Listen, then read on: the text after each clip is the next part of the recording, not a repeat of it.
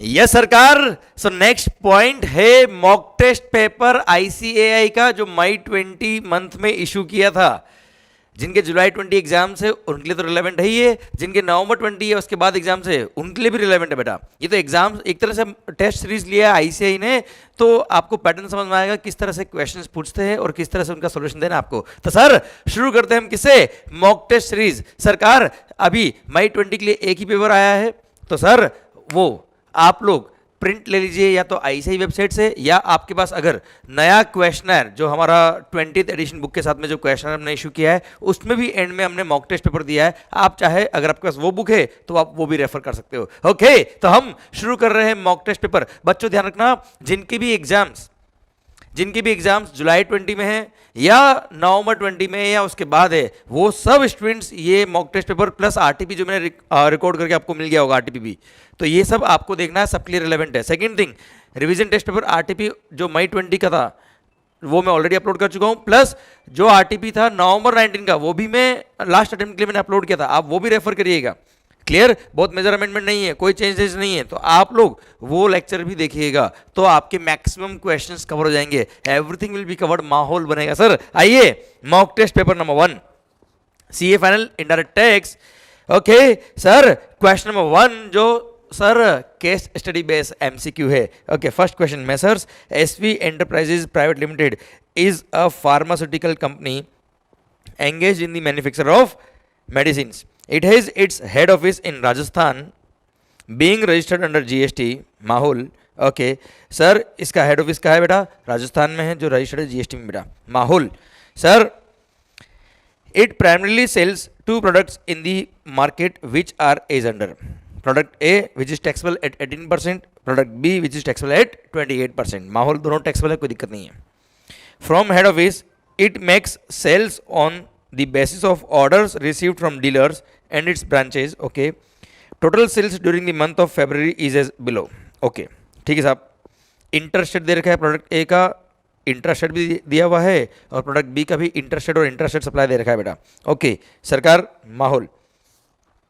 The company transferred product A to its branch situated Mumbai for rupees 10 lakhs। Okay, इनकी branch जो मुंबई में है उसको इसने राजस्थान से गुड्स ट्रांसफर किया, तो डेफिनेट सी बात है साहब डिस्टिंक्ट पर्सन है, क्योंकि अलग अलग स्टेट में तो डेफिनेट सी बात है अलग रजिस्ट्रेशन लिया ही होगा, और डिस्टिंक्ट पर्सन को आपने गुड सप्लाई किया तो सप्लाई होता है। पर यहाँ पे इसने कंसिडरेशन चार्ज किया कितना, ₹10 लाख। तो यहाँ वैल्यूएशन रूल की बात आएगी, रूल नंबर 28, और अगर रेसिपिएंट को फुल आईटीसी मिलता है तो एक्चुअल ट्रांजेक्शन वैल्यू को ही ओपन मार्केट वैल्यू मान लेते बेटा। याद है माहौल, देखते हैं।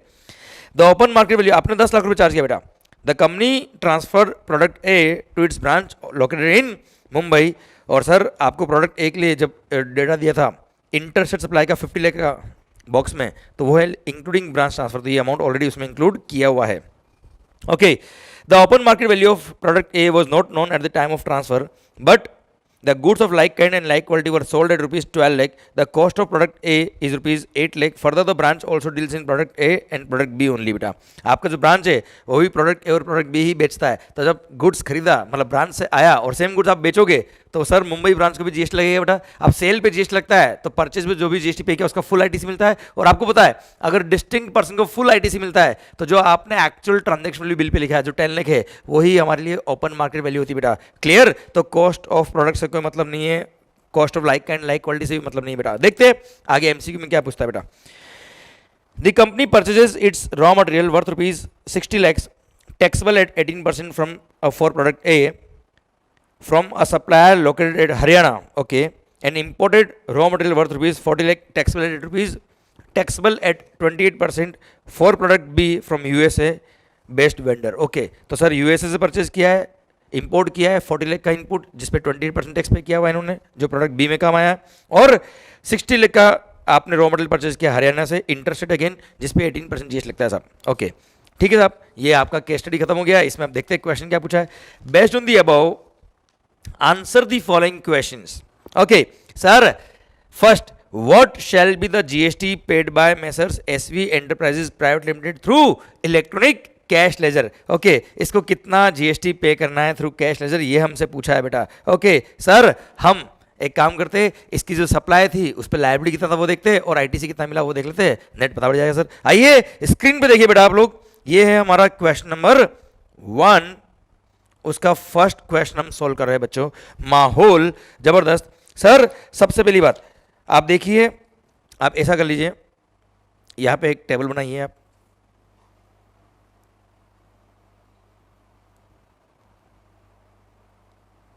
ओके सर यहां पे पार्टिकुलर्स, राइटिंग समझ में आ रही है क्या मेरी आपको? माहौल एकदम राइटिंग जबरदस्त वाली मेरी। सर यहाँ पे IGST लाइबिलिटी, यहाँ पे लिखिए CGST and SGST respectively. Okay sir, interstate, अब प्रोडक्ट ए की बात हम पहले कर लेते हैं बेटा। प्रोडक्ट ए को इसने इंटरस्टेट सेल किया है 50 लाख का इंक्लूडिंग ब्रांच ट्रांसफर, और ब्रांच ट्रांसफर जो किया है वो मुंबई ब्रांच को किया है, जिसको फुल ITC मिलता है क्योंकि सेम गुड्स आगे बेचता है। तो ऐसे केस में सर जो 10 लाख रुपये इसने वैल्यू लिखा है वही ओपन मार्केट वैल्यू है, वही वैल्यू हम कंसिडर करेंगे, मतलब 50 लाख जो वैल्यू वही एक्चुअल लेना है, कोई एडजस्टमेंट नहीं करना अपने को।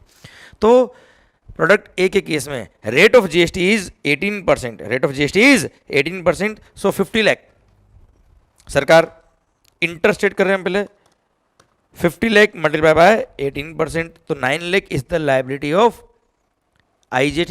ये सब कैलकुलेशन को रफ में करना है बेटा, क्योंकि एग्जामिनेशन अगर MCQ क्वेश्चन पूछ रहा है, they do not need any कोई एक्सप्लेनेशन नहीं चाहिए उनको, कोई वर्किंग नहीं चाहिए उनको आपको। Okay, so 9 lakh is the liability on interstate supply of product A. Product B, sorry product A का अगेन इंट्रास्टेट सेल था 50 लाख का, तो 50 लाख का इंट्रास्टेट सेल के केस में लाइबिलिटी आ जाएगा कितना sir?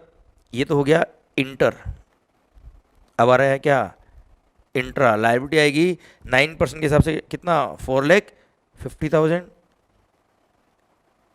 And 4,50,000 respectively CGST and SGST। Very good, okay sir ये आपकी लाइबिलिटी होगी साहब। देन ये प्रोडक्ट ए, अब आ रहा है प्रोडक्ट बी। बी की लाइबिलिटी कितनी हुई सर? इंटरस्टेट सप्लाई किया 50 लाख का, 50 लाख 28% के हिसाब से 50 लाख इंटू 28%, सरकार 14 लाख का लाइबिलिटी IGST का आएगा। एंड इंटरस्टेट सप्लाई 30 लाख का, 30 लाख इंटू 14% करिए सर आप, 4,20,000, 420 आपका फिगर मिला होगा सर आपको। 420 तो आपके लिए बिल्कुल लकी होता होगा ना बेटा, माहौल है ना, माहौल। सर ध्यान देना, okay 4,20,000 CGST and SGST respectively, these are the liability of product A and product B. अच्छा अब साहब ए की लाइबिलिटी हो या बी की लाइबिलिटी हो, टोटल लाइबिलिटी कितना वो देख लेते हैं हम लोग। ये सब रफ वर्किंग करनी है बेटा आपको।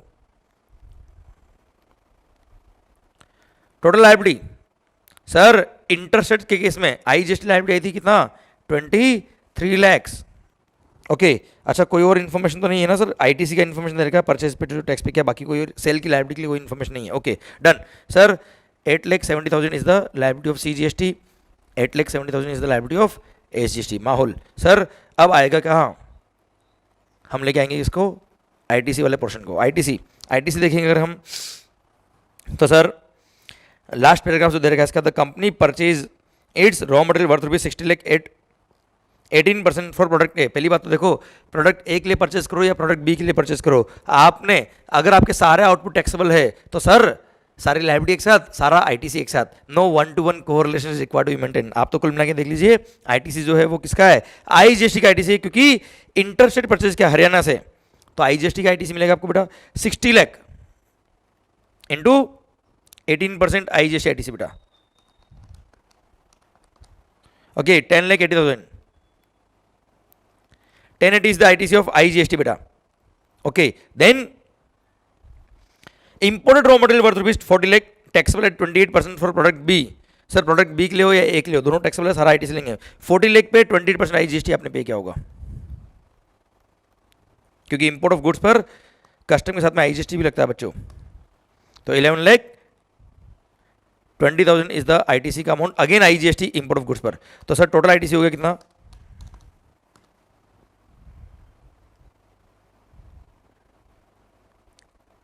कलर पिंक ले रहा हूं, चलो पिंक कलर बहुत सारे बच्चों को मजा भी आता है sir.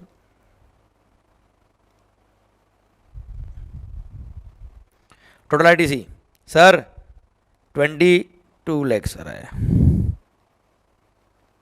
Okay sir 22 lakh is the total ITC। अच्छा बच्चों अब देखें लायबिलिटी कितना है, 23 लाख का लायबिलिटी किसका है, आईजीएसटी का। और आपको पता है सबसे पहले आईजीएसटी का आईटीसी, क्योंकि आपको सी और एस का कोई आईटीसी नहीं है, कोई आईटीसी नहीं, कोई ओपनिंग बैलेंस वगैरह नहीं दे रखा इसने। तो सर सिंस सीजीएसटी और एसजीएसटी का कोई आईटीसी आपके पास है ही नहीं, आपके पास आईटीसी है 22 लाख का, वो भी किसका, आईजीएसटी का। तो 22 लाख जो आईजीएसटी आईटीसी आपके पास है वो सबसे पहले काम आ गया किसके लिए, आईजीएसटी की लायबिलिटी को पे करने के लिए। तो आईजीएसटी लायबिलिटी कितना बेटा, 23 लाख। तो सर नेट आपको आईजीएसटी पे करना पड़ेगा कितना, 1 लाख, और सीजीएसटी 870 एंड एसजीएसटी 870 आपको पे करना पड़ेगा थ्रू इलेक्ट्रॉनिक कैश लेजर। तो देखिए एमसीक्यू के ऑप्शंस देखिए बेटा आप। तो सर हम आ गए एमसीक्यू का question number 1, what shall be the GST paid by messrs SV enterprises private limited through electronic cash ledger. इसका फर्स्ट ऑप्शन क्या है, आईजीएसटी 1 लाख, सीजीएसटी और एसजीएसटी 8,70,000 रेस्पेक्टिवली। परफेक्ट। तो हमारा सर फर्स्ट ऑप्शन जो ए ऑप्शन है वही करेक्ट है, माहौल। इसी के साथ फर्स्ट पॉइंट खत्म होता है। अब आइए सर क्वेश्चन नंबर 2 की तरफ बढ़ते हैं हम इसकी। Suppose product A is exempt from GST, what shall be the aggregate turnover of SV enterprises. बेटा आपका प्रोडक्ट ए या प्रोडक्ट बी एग्जेम्प्ट हो या टैक्सेबल हो, एग्रीगेट टर्नओवर में तो एग्जेम्प्ट और टैक्सेबल दोनों काउंट होता है बेटा, इसलिए कोई फर्क नहीं पड़ता है। सर ध्यान दीजिए बेटा, एग्रीगेट टर्नओवर क्या होगा, तो सर आप तो कुल मिला के टर्नओवर सारा ऐड कर दो। प्रोडक्ट ए का टर्नओवर भले इंट्रा हो या इंटर हो सारा ऐड होगा sir. Product A 50 lakh plus 50 lakh 1 crore, product B 50 lakh plus 30 lakh, कितना हो गया बेटा 80। तो 1 crore 80 lakh, 1 crore 80 lakh is the aggregate turnover of SV enterprises. 1 crore 80 lakh मतलब हमने सारा टर्नओवर ऐड कर दिया, टैक्सेबल हो या एग्जेम्प्ट हो कोई फर्क नहीं पड़ता बेटा, प्रोडक्ट ए और बी दोनों मिला के इंटर हो या इंट्रा हो। Okay question number 3, what shall be the value of supply of product A transferred to its branch in Mumbai. Mumbai branch को जो ट्रांसफर किया है उसका वैल्यू 10 लाख रहेगा। हम ऑलरेडी बात कर चुके हैं, हमने टर्नओवर में भी इंक्लूड कर लिया, हमने वैल्यूएशन भी कर लिया सर सारा ही। ओके और हमने सर क्वेश्चन नंबर 1 में भी कैलकुलेशन किया था कि कितना लायबिलिटी आएगा, तो 10 लाख इज द वैल्यू, क्योंकि एक्चुअल ट्रांजेक्शन वैल्यू को ही ओपन मार्केट वैल्यू मान लेंगे, क्योंकि मुंबई ब्रांच को आपको फुल आईटीसी मिलने वाला है, क्योंकि वो सेम गुड्स में डील करता है, मतलब बेचता है, तो उसको लायबिलिटी आएगी। और सेल पर लायबिलिटी परचेज पे टैक्स पे किया तो उसका आईटीसी मिलता है, फुल आईटीसी मिलेगा। तो एक्चुअल वैल्यू को ही ओपन मार्केट वैल्यू मान लेते हैं एज पर रूल नंबर 28। तो रूल नंबर 28 के according A is the correct answer, 10 lakh is the value. माहौल अरे कोई टफ नहीं, मजा आ रहा है कि नहीं आ रहा है सर। आइए question number 4, suppose out of imported raw materials amounting to rupees 40 lakh, raw material amounting to rupees 10 lakh वो sold to another local customer before clearance for home consumption. Okay sir आपने क्या किया, गुड्स इंपोर्ट किया और उसको before clearance for home consumption 10 lakh के input वाले goods को आपने किसी और को बेच दिया। तो सर उस पर आपने सर 10 लाख के इनपुट वाले गुड्स को आपने किसी और को बेच दिया before clearance for home consumption, तो आपने तो उसको एक तरह से क्लियर कराया ही नहीं, तो आपने तो उस पर कस्टम पे ही नहीं किया, क्योंकि और आपको उस पर जीएसटी पे भी नहीं करना है। क्यों नहीं पे करना बेटा, क्योंकि सर आपको पता है गुड्स कोई भी इंपोर्ट करते हो और before clearance for home consumption अगर आप किसी को बेच देते हो that is neither supply of goods not supply of service, schedule 3 में कवर है बेटा। तो सर ऐसे केस में सर आपने जो 40 लाख का गुड्स था उसमें तो 10 लाख के बेच दिए बेटा आपने, नेट 30 लाख के गुड्स इंडिया में आया एक तरह से बेटा, क्लियर। तो 30 लाख की गुड्स पे ही आपने 28% जीएसटी पे किया होगा बेटा। अरे सर क्योंकि जो 40 लाख वाला इंपोर्टेंट इनपुट था उस पर 28% टैक्स था बेटा, तो एक तरह से 30 लाख का 28% आपने पे किया होगा बेटा, तो आपको उतना ही आईटीसी मिलेगा सर। तो 10 लाख का जो इनपुट आपने किसी को बेच दिया before clearing for home consumption, उसको आपने क्लियर नहीं कराया फॉर होम कंजम्पशन, तो आपने कस्टम पे नहीं किया, आपने जीएसटी भी उस पर पे नहीं किया होगा, तो उसका कोई आईटीसी की बात आती भी नहीं है। सेकंड थिंग उस पर लायबिलिटी भी आपकी नहीं आएगी। तो what shall be the net GST liability in this case. अच्छा भाई तो कुल मिला के क्या करने का सर, एक काम करो ना, हमने ऑलरेडी ये देखिए, हमने ऑलरेडी आप देखो ध्यान से, हमने क्वेश्चन नंबर 1 सोल्व किया था, नेट लायबिलिटी हमने निकाली थी बेटा। अब एक काम करो, सिंस हमने क्वेश्चन नंबर 1 में जब आंसर निकाला था तो 40 लाख का पूरा 28% मैंने लिया था एज आईटीसी, क्लियर। तो एक काम करो, अब अपने को 10 लाख का 10 लाख का 28% 2,80,000 इतना आईटीसी नहीं मिलेगा, क्लियर।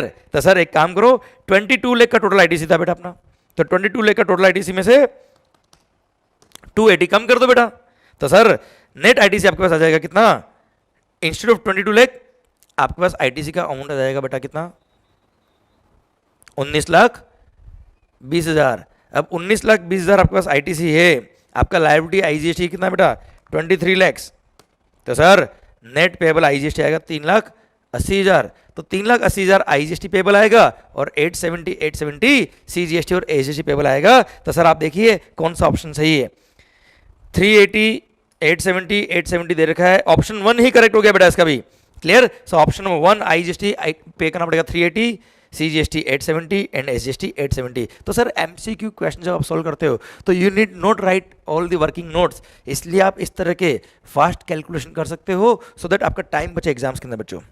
माहौल सर आइए क्वेश्चन नंबर 5 की तरफ बढ़ते हैं हम। If the payment for product A was received on 25th of February from one of the customers, okay, goods supplied on 28th of February and invoice was issued on 3rd of March, what shall be the time of supply in this case? बेटा goods के case में आपको पता है sir advance payment आता है उससे कोई कंसर्न नहीं होता है, एडवांस के बेस पे टाइम ऑफ सप्लाई नहीं आता है गुड्स के केस में। पर हाँ गुड्स के केस में टाइम ऑफ सप्लाई कब आता है? द डेट जब इनवॉइस आपने इशू कर दिया हो, और अगर आपने इनवॉइस टाइमली इशू नहीं किया तो the date on which invoice should have been issued. और सर इनवॉइस कब इशू हो जाना चाहिए? जहां movement of the goods involve है, तो वहां पर जब आपने गुड्स रिमूव किया उस टाइम पे ही इनवॉइस इशू हो जाना चाहिए बेटा। तो जब आपने गुड्स बेचा, आपने गुड्स कब बेचा बेटा कस्टमर को? 28 फरवरी को, 28 फरवरी को, तो उस दिन ही इनवॉइस आपका इशू हो जाना चाहिए था और आपने इशू किया 3rd मार्च को। तो सर जिस दिन इनवॉइस इशू हो जाना चाहिए था मतलब 28 of February is the time of supply. तो सर एज पर सेक्शन में 12 सबसेक्शन 2 आपका आंसर आएगा क्या? 28 फरवरी, जो ऑप्शन नंबर बी करेक्ट है बेटा। क्लियर? सो इसी के साथ MCQ number 1 case study based question number 1 खत्म होता है अब। ओके सर आइए बच्चों अगला पॉइंट क्वेश्चन नंबर 2 की तरफ बढ़ते हैं बेटा। सुनिएगा ध्यान से। Diwakar private limited registered in Delhi is engaged in trading of cement as well as providing services by way of renting of commercial properties. Okay, on 2nd of January, it received a contract of 1000 kg cement from Pakiza Private Limited registered in Punjab। अच्छा ध्यान से वापस से बेटा, दिल्ली में registered है बेटा, trading in cement as well as providing services by way of renting of commercial properties. Okay, 2 जनवरी को इसको कॉन्ट्रैक्ट रिसीव हुआ 1000 kg सीमेंट का from Pakiza private limited which is registered in Punjab. Okay, Delhi से पंजाब भेजना सब। Pakiza private limited directed Diwakar to send the consignment to Gajab and sons registered in Gujarat. अच्छा bill to ship to बेटा। सर पंजाब वाले कस्टमर ने हमको बोल दिया क्या आप डायरेक्ट गुजरात भेज दो माल साहब। ओके, बिल टू क्या है? पंजाब है हमारे लिए। Okay, Diwakar private limited prepared the consignment on 4th of January and dispatched the same on the next day from his warehouse in Gurugram, Haryana. Dispatch कहाँ से हुआ बेटा? गुरुग्राम से हुआ है बेटा। तो हमारे लिए सप्लायर का लोकेशन गुरुग्राम माना जाएगा। अब गुरुग्राम से कहाँ जा रहा है? गुजरात जा रहा है डायरेक्ट। क्लियर? पर हमारा बिल बनेगा गुरुग्राम से क्योंकि वहां से रिमूवल हो रहा है, और बिल टू जाएगा पंजाब वाले के पास और शिप टू होगा गुजरात। तो हमारे लिए बिल टू है पंजाब, ध्यान रखना बेटा। तो पंजाब प्लेस ऑफ सप्लाई होगा। आगे देखते बात क्या करते बेटा। The invoice was also issued on 5th of January itself. Okay, same day dispatch हुआ, same day invoice issue हो गया। On 7th January it received the check and accountant entered the payment in the books of account on the 7th of January itself. Okay. However, he presented the check in the bank on 14th of January, which credited in the bank account on 15th of January. Okay. In the meanwhile, on 10th of January, the rate of tax on cement was reduced from 28% to 18%. बेटा sir 10 जनवरी को rate of tax change हो गया, 28% से 18% हो गया cement के case में। Goods का केस है बेटा, इसलिए यहाँ कोई इंपैक्ट नहीं आएगा क्योंकि आपने गुड्स सेल भी कर दिया, सप्लाई भी हो गया, इनवॉइस भी इशू हो गया, हाँ है ना, और पेमेंट भले ही बाद में क्रेडिट हो बैंक अकाउंट में, कोई कंसर्न नहीं है बेटा। तो ऐसे केस में सीमेंट के केस में रेट चेंज हो गया, उससे कंसर्न नहीं आएगा, 28% ही रेट रहेगा। देखते हैं आगे क्वेश्चन ने क्या पूछा बेटा। On inspection of the goods it was found that there is some discrepancy in some deficiency in the quality of the goods. Okay, quality खराब थी सब कुछ, and therefore the deficient goods were returned to Divakar Private Limited. Divakar Private Limited issued credit note for the same on 20th January. 20 जनवरी को इसने credit note issue कर दिया। और आपको पता है क्रेडिट नोट जब इशू होता है तो it should be linked with the invoices, और ओरिजिनल इनवॉइस में जो रेट ऑफ टैक्स लगा होता है वही क्रेडिट नोट में लिखा जाएगा रेट ऑफ टैक्स, क्योंकि एक तरह से उसी को हम रिवर्स कर रहे हैं बच्चों। Divakar Private Limited let out property and received rent for the month of January from Pakiza Private Limited, okay, on 10th of January. However, as per the contract entered, the payment should have been received by 7th of every month. Okay, I repeat point, वापस पढ़ लेते बेटा। दिवाकर ने क्या किया? Property let out करी and received rent for the month of January from Pakeezah on 10 जनवरी। अच्छा, जनवरी का रेंट उसको 10 जनवरी को मिला, जबकि as per terms of contract payment should have been received on 7th of every month. जनवरी का पेमेंट है तो 7 जनवरी तक आ जाना चाहिए था। इस तरह का इनका डील है बेटा। देखते हैं हम क्वेश्चन क्या पूछा बेटा। Based on the above scenario, Diwakar private limited want you wants to seek your advice on the following issue। अपने से एडवाइस लेना है, माहौल सर एडवाइस लेना है, एडवाइस देनी शानदार वाली, आपको ध्यान रखना, क्लियर, भाग नहीं जाएगा कस्टमर अपने से। सर फर्स्ट क्या है, what will be the time of supply and rate of tax to be charged in respect of 1000 kg of cement। Sir 5 जनवरी को इसने क्या किया था, गुड्स डिस्पैच किए थे और 5 जनवरी को इसने बिल इशू कर दिया था बेटा, सेम डे, है ना। यस, अब 7 जनवरी को चेक आया, उसने बैंक में डाला, बाद में क्लियर हुआ, कोई कंसर्न नहीं है, 5 जनवरी टाइम ऑफ सप्लाई हो जाएगा और 5 जनवरी की रेट ऑफ टैक्स जो 28% था वही लगेगा बेटा, क्लियर। बाद में पेमेंट कब क्रेडिट हुआ उससे कंसर्न नहीं है, क्योंकि सप्लाई भी हो गया और इनवॉइस भी इशू हो गया, तो ऐसे केस में टाइम सप्लाई वही कंसिडर करते हैं। और सर 28% याद है बसंती जेबरू सर, तो 5 जनवरी और 28%, A is the correct answer. माहौल, what will be the time of supply and rate of tax to be charged if payment is credited into bank account on 12th of January itself। Sir time of supply और rate of tax में कोई फर्क नहीं आएगा, भले 12 जनवरी को payment आए या कभी भी पेमेंट आए, क्योंकि सर सप्लाई भी हो चुका, इनवॉइस भी इशू हो चुका, तो सर बसंती सप्लाई है, इनवॉइस जय है, बसंती के साथ जय है, जय की बात मानी, बात खत्म, पेमेंट का भी ऐसा कंसर्न नहीं है। तो अगेन सेम आंसर रहेगा 5 जनवरी 28%, so A is the correct answer again. अगर ये सर्विसेज होती तो भी सेम आंसर होता बेटा, क्लियर, ध्यान रखना बेटा, क्योंकि सप्लाई भी हो गया और इनवॉइस भी इशू हो गया before change in rate of tax, तो बात खत्म बेटा। What will be the rate of tax to be charged for the credit note issued in respect of deficient goods। Sir हमने बात कर ली, क्रेडिट नोट जो हमेशा इशू होता है वो ओरिजिनल इनवॉइस को लिंक करके ही इशू होता है, तो ओरिजिनल इनवॉइस में जो टैक्स चार्ज क्या होगा वही टैक्स चार्ज होगा किसमें, क्रेडिट नोट में भी। तो ओरिजिनल इनवॉइस में 28% टैक्स था, तो क्रेडिट नोट में भी कितना आएगा, 28% आएगा बेटा। So A is the again correct answer बेटा।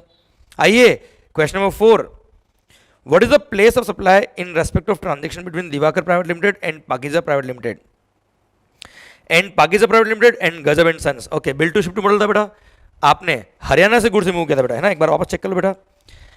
आपका वेयर हाउस क्या था बेटा, गुरुग्राम हरियाणा, और गुड्स आपने भेजी थी डायरेक्ट गुजरात, पर बिल टू था पंजाब का, तो हमारे लिए हरियाणा से पंजाब, हमारे लिए हरियाणा से पंजाब गुड्स गया है, तो सर बिल टू पंजाब है बेटा, गुड्स भले डिलीवर का हुआ है गुजरात, पर बिल टू जो होता है वही principal place of business of customer is the place of supply for the supplier in case bill to shift model होता है, तो ऐसे केस में Punjab is the place of supply for first transaction बेटा, clear. And second transaction Pakeezah ने जब बेचा होगा गुजरात वाले पर्सन को, तो ऐसे केस में Gujarat is the place of supply, क्योंकि मूवमेंट ऑफ द गुड्स और मूवमेंट जहां टर्मिनेट होता है वो प्लेस ऑफ सप्लाई होता है। Section number 12 section number sir 10 of the IGST act बेटा, हाँ है ना बेटा। माहौल सर आइए, तो सर फर्स्ट के केस में पंजाब और सेकंड प्लेस ऑफ सप्लाई है गुजरात, तो पंजाब गुजरात जहां लिखा है मतलब option number B is the correct answer बेटा।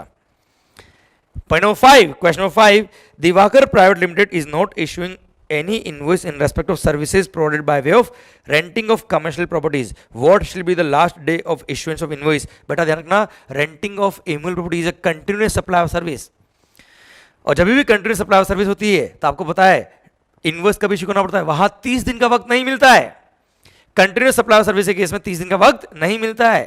तो अगर पेमेंट करने का ड्यू डेट फिक्स होता है as per terms of contract, जो इस केस में फिक्स है 7th of the month, तो पेमेंट करने का ड्यू डेट जब फिक्स होता है तो जिस दिन वो ड्यू डेट आता है उस दिन या उससे पहले इनवॉइस इशू हो जाना चाहिए था। तो sir 7th January should be the date on which invoice should have been issued, the last date for issuance of invoice is 7th of January, so B is the correct answer बेटा, 7th January बेटा, clear. अब इसने actually कब payment receive किया, sir actually receive किया 10th January, उससे concern नहीं है, क्लियर। जो ड्यू डेट होता है पेमेंट का वो दिन ही या उससे पहले आपका इनवॉइस इशू हो जाना चाहिए, तो लास्ट डेट क्या होगा 7th January होगा इस केस में। कंटिन्यूस सप्लाई ऑफ सर्विस के केस में 30 दिन का वक्त नहीं मिलता बेटा, क्लियर, डन। सर ये क्वेश्चन नंबर 2 भी खत्म हो गया आपका, आई होप इसमें कोई डिफिकल्टी नहीं है, आराम से हो गया, माहौल एकदम जबरदस्त। Sir case study base MCQs इस तरह के आएंगे, आप परेशान बिल्कुल नहीं होइए, आराम से पढ़ो सर, ओके। और मैंने आपसे पहले भी कहा था क्वेश्चन पूछने का तरीका कुछ भी हो, अगर आपके कॉन्सेप्ट्स क्लियर है प्रैक्टिकल एग्जांपल के साथ, तो you will never get defeat in the exams और any moment in the life, clear. So be confident. माहौल sir question number 3, which of the following statements is true, कौन कौन से statement सही है, ट्रू है साहब। Services provided by government ITI मतलब सर क्या, सर ट्रेनिंग इंस्टीट्यूट याद है क्या, सर ध्यान देना बेटा, इंडस्ट्रियल ट्रेनिंग इंस्टीट्यूट, तो ITI sir vocational training course में आता है बेटा, ये ध्यान देना, ये एग्जाम जीएसटी से। Services provide by government industrial training institutes to individual trainees are exempt from GST, correct. Second, services provided by the state government and private service providers by way of transportation of the patient in ambulance are exempt from GST, yes, ambulance service कोई भी दे exempt है साहब। Third, services of renting of shop in a hospital are exempt from GST being health care service. अरे दुकान किराए पे देना क्या हेल्थ केयर सर्विस के स्कोप में आता है? भले हॉस्पिटल के अंदर हो या कहीं भी हो, it is chargeable to GST, ये हेल्थ केयर सर्विस में नहीं आएगा बेटा। तो ये स्टेटमेंट गलत है साहब। फर्स्ट सही है, सेकंड सही है, फोर्थ देखते हैं। Services provided by police to public sector undertakings are taxable, yes sir, मैंने आपको सर्कुलर दे रखा बुक के अंदर बेटा, मेगा एग्जीबिशन जहाँ खत्म होता है गवर्नमेंट सर्विस जहाँ खत्म दिवा दिया मैंने ये point, yes, those are taxable, correct है। तो statement number 1, 2 and 4 are correct, 1, 2 and 4, okay. Option number A ही करेक्ट हो गया, फर्स्ट में 1, 2 एंड 4 लिखा है सर। माहौल सर, कई बार ध्यान रखना एग्जाम्स के अंदर आपसे ये पूछता है which one are not correct या विच वन आर करेक्ट, तो कई बार क्या कंफ्यूजन होता है कि अपने को क्या लिखना है, आंसर ध्यान रखिएगा बेटा। Where the National Anti-Profiting Authority determines that a registered person has not passed on the benefit of input tax credit to the recipient by way of commensurate reduction in price, the authority may order for reduction in price, yes. Imposition of prescribed penalty, बिल्कुल yes. Cancellation of registration, yes कर सकता है sir. Which of the above options are correct? All the three above options are correct. तो all the three above किस में लिखा है बेटा? ऑप्शन में बी में लिखा है, correct. In which of the following cases compounding of offence is not allowed under section number 138 of the CGST Act? First, compounding कहाँ कहाँ allowed नहीं है? First, a person who has been allowed to compound once in respect of any of the offence specified in clause number A to F of section number 132(1) of the CGST Act. Yes, इनमें compounding allowed नहीं होती बेटा, जिसको एक बार इन sections में, इन clauses में एक बार जिसको compounding करते बाद में allowed नहीं होती है, correct है ये भी। Second, a person who has been convicted of an offence under GST law by a court, जो एक बार convict हो चुका है उसको बाद में वापस से compounding allowed नहीं होती है, okay। Third, a person who has been accused of committing an offence under GST law which is also an offence under any other law for the time being in force, yes, इसमें भी compounding नहीं होती है। मतलब sir तीनों case सही है, तो डी बोलता है कि all the cases covered in A, B and C above, yes, तो D is the correct answer बेटा। माहौल डन, एक मार्क मिल गया बेटा आपको। क्वेश्चन नंबर 6, इसका आंसर थोड़ा सा डिस्प्यूटेड बेटा, थोड़ा डिस्प्यूटेड मैटर बेटा। Which of the following is correct for destroyed goods under section number 23 of the customs act 1962? Sir आपको पता है अगर before clearance for home consumption अगर कोई गुड्स डेस्ट्रॉय हो जाता है before removal for home consumption without any mistake और negligence on the part of importer और हिज एजेंट, तो ऐसे केस में कोई कस्टम पे करने की जरूरत नहीं, रेमिशन मिल जाएगा और कस्टम पे कर दिया तो उसका रिफंड मिल जाएगा बेटा आपको, हाँ है ना, ओके। पढ़िए sir. Which of the following statement is correct for destroyed goods under section number 23 of the Customs Act? It is only applicable in case of total loss of goods even if the same can be recovered. नहीं sir, it should not be recoverable बेटा, clear? तो statement number 1A is incorrect.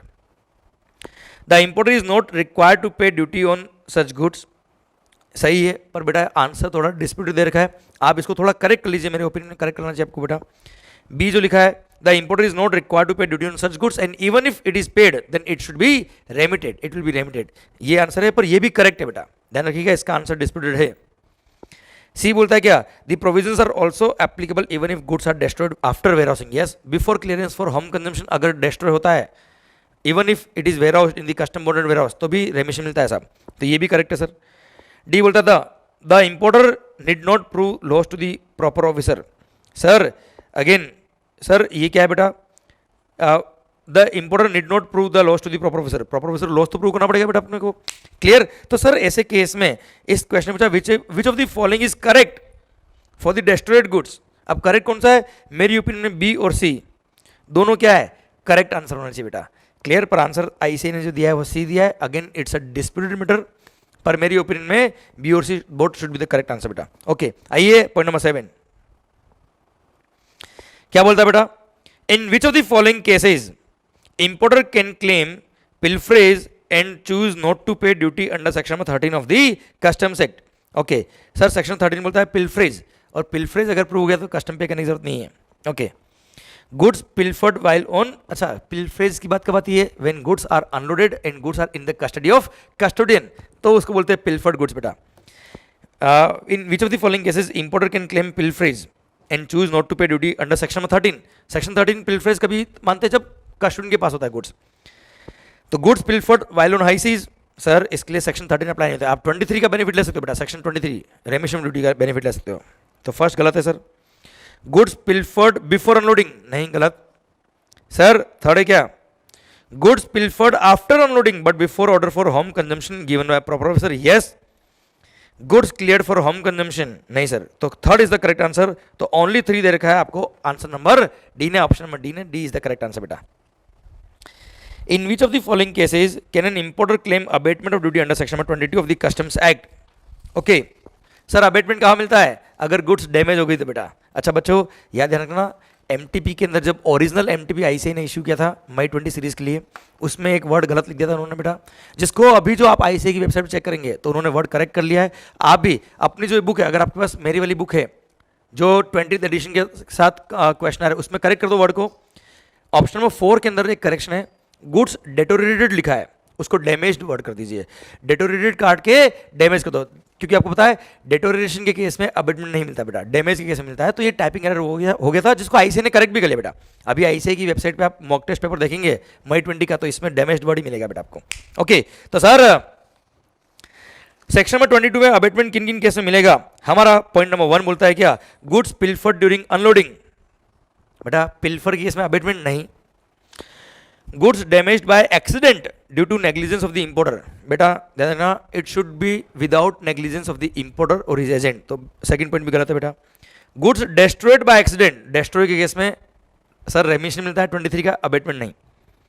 Fourth, goods damaged by accident not due to negligence of the importer after unloading but before examination for assessment bye custom authority, so point number 4 only 4 is the correct answer बेटा, हाँ है ना। So only 4 है option number ए में, option A is correct बेटा। माहौल sir आइए question number 9, electric shaving machine is classifiable under following, okay. Heading number 8510, shavers and hair clippers with self contained electric motors, okay. Second heading है 8509, electromechanical domestic appliances with self contained electric motor बेटा, okay. अब electric shaving machine किस में classify होगा, sir as per rule of classification electric shaving machine should be classifiable under, आपको पता है बेटा, whenever any goods are classifiable under more than one heading then specific heading shall always prevail over general heading. अब ऐसे case में देखिए बेटा आप, सर 8510 जो दिया हुआ है वो शेवर्स और हेयर क्लिपर्स, ये स्पेसिफिकली शेवर्स के लिए दिया है बेटा, और 8509 जो है वो इलेक्ट्रोमैकेनिकल डोमेस्टिक अप्लायंस, इसमें बहुत सारे, ये जनरल हेडिंग हो गया बेटा, क्योंकि कोई भी डोमेस्टिक अप्लायंस 8509 में आ सकता है, पर 8510 is specifically for shaving machine. तो सर ऐसे केस में 8510 में क्लासिफाई होगा, क्योंकि specific heading shall always prevail over general heading as per rule number 3 sub rule number A of the rules of interpretation बेटा। माहौल sir, so 8510 A is the correct answer बेटा, माहौल done. तो ये मल्टीपल चॉइस क्वेश्चन सारे खत्म हो गए बेटा। आइए डिस्क्रिप्टिव क्वेश्चन की तरफ बढ़ते हैं हम। सर आइए क्वेश्चन नंबर 1, अच्छा ध्यान रखिएगा एग्जाम्स में जब क्वेश्चन अटेंड आप करते हो, देखिए डिस्क्रिप्टिव क्वेश्चन 70 मार्क के हैं, एमसीक्यू बेस्ड क्वेश्चन 30 मार्क के हो गए। अब डिस्क्रिप्टिव क्वेश्चन के अंदर क्या लिखा है, देखो ऊपर हेडिंग पढ़िए आप। Question number 1 is compulsory attempt any 4 questions out of the remaining 5 question बेटा। आपको हमेशा इंस्ट्रक्शन ध्यान से पढ़ने चाहिए, सो दैट कहीं गलती ना हो जाए आपसे। पता पड़ा लोगों से 4-5 क्वेश्चन नहीं हो रहे, आप 6 के 6 क्वेश्चन करके आ गए। सर आपको रिमेनिंग 5 में से 4 ही करना है, पर question number 1 is compulsory. Okay देखते हैं। Messrs XYZ registered supplier supplies the following goods and services for construction of building and complexes. Excavator for required period at per hour rate, शायद first line पढ़ते ही आपको याद आ गया होगा। Same question book में दे रखा है बेटा, एब्सोल्युटली सेम क्वेश्चन, हाँ है ना। और सेम क्वेश्चन के बेस में मैंने दूसरा क्वेश्चन बनाया हुआ सर आपको, तो 2 क्वेश्चन आप ऑलरेडी कर चुके हो, आगे रिपीट करके कॉपी किया है सर एमसीक्यू में, एमटीपी में। सर देखते हैं हम, सेम क्वेश्चन, कोई चेंज नहीं सर, पढ़ लो फिर भी सर, हम चाहते हैं कि इसको सोल्व कर ले बेटा। Excavators for required period at per hour rate, manpower for operation of the excavator at a per day rate, soil testing and seismic evaluation at a per sample rate. Okay कोई relevance ही नहीं आएगा इसका बेटा, आगे देखना। The excavators are invariably hired out along with the operator बेटा। Similarly excavator operator are also are supplied only when the excavator is hired out बेटा। ओके मतलब सर कंपोजिट सप्लाई बेटा, एक्सकेवेटर आप अगर देते हो हायरिंग पे तो अलॉन्ग विथ ऑपरेटर ही जाएगा बेटा। क्लियर, मतलब बिना ऑपरेटर के आप एक्सकेवेटर नहीं देते हो। और ऑपरेटर को भी आपने तभी अलाउ किया है सर काम करने के लिए जब एक्सकेवेटर भी पर्सन हायर पे लिया है। मतलब जो भी इनके लिए अमाउंट चार्ज किया होगा ये हमेशा कंपोजिट सप्लाई में आएगा। अगर अमाउंट सेपरेट भी दे रखा है, दोनों को क्लब करना है। और इसमें एसेंशियल एलिमेंट क्या है, ऑपरेटर को भेजना नहीं। ऑब्वियसली बात है, excavator hiring out is principal element बेटा, तो इसमें क्लासिफाई होगा बेटा। Okay, messrs XYZ receives the following services: annual maintenance services for excavator, health insurance for operator of the excavator. Health insurance scheme का क्रेडिट तभी मिलेगा जब किसी लॉ ने ऑब्लिगेटरी किया बेटा आपके लिए। तो देखते हैं आगे क्वेश्चन को इन्फॉर्मेशन दिया किया। Scientific and technical consultancy for soil testing and seismic evaluation. Okay, for a given month, अब मेन बात तो यहां से शुरू हो रही है sir. For a given month the receipts exclusive of GST of messrs XYZ are as follows. Okay, hire charges for excavator दे रखा है 18 लाख रुपये। Service charges for supply of manpower for operation of excavator दे रखा है ₹20,000। बच्चों आपको पता है ऑपरेटर ऑफ एक्सकेवेटर के साथ ही सप्लाई होंगे, कंपोजिट सप्लाई है। अब दोनों का अलग से चार्ज भले लिखा है इसने, फिर भी पूरा कंपोजिट सप्लाई मानेंगे और प्रिंसिपल एलिमेंट हो जाएगा कौन सा, हायर चार्जेस फॉर एक्सकेवेटर। और आपको पता है ऑपरेटर को अलग से कभी भी इन्होंने सर सप्लाई नहीं किया है, इन्होंने डायरेक्ट हायर, जब एक्सकेवेटर हायरिंग पे जाता तभी ऑपरेटर जाता है बेटा। क्लियर, तो पूरा 18,20,000 is the value supply for hire charges of excavator बेटा। Then service charges for soil testing and seismic evaluation at 3 sites ₹2,50,000। Okay, the GST paid during the said month on services received by messrs XYZ is as follows. इसने purchase पे GST इतना pay किया। Okay, अपने देखना है compute the net GST payable by messrs XYZ for the given month, assume GST rate to be as under. Hiring out of excavator rate है कितना, 12%। Supply of man power service and soil testing and seismic evaluation service है 18%। अच्छा, supply of man power service तो relevant ही नहीं क्योंकि वो composite supply में क्लब हो गया है हायरिंग ऑफ एक्सकेवेटर के अंदर बेटा। ओके, तो सर रेट ऑफ टैक्स दे रखा है, तो एक काम करते हैं पहले हम लायबिलिटी निकालते हैं बेटा। हम कर रहे हैं क्वेश्चन नंबर 1 सोल्व। सर हम बात कर रहे हैं लायबिलिटी की पहले। तो एक्सकेवेटर जो आपने हायरिंग पे दिया है, सर एक्सकेवेटर जो आपने हायरिंग पे दिया है उस पर लायबिलिटी कितना आएगी बेटा, हमने देखा था रेवेन्यू उसका कितना है 18 लाख, प्लस जो चार्जेस है ऑपरेटर के 20,000 वो भी ऐड हो जाएगा बेटा। तो 18,20,000 is the value of supply for excavator hiring. Rate of tax on excavator hiring is 12%। Okay sir, तो एक काम करते हैं 18,20,000 मल्टीप्लाई बाय 12%, तो sir 2,18,400 is the liability on excavator hiring beta. Okay, service charges for soil testing and seismic evaluation at 3 sites is rupees 2,50,000. Okay, 2,50,000 is the service charges for soil testing. So 250 is the value. Rate of tax on the services is 18%. तो 2,50,000 into 18% बेटा होता है कितना, 45,000.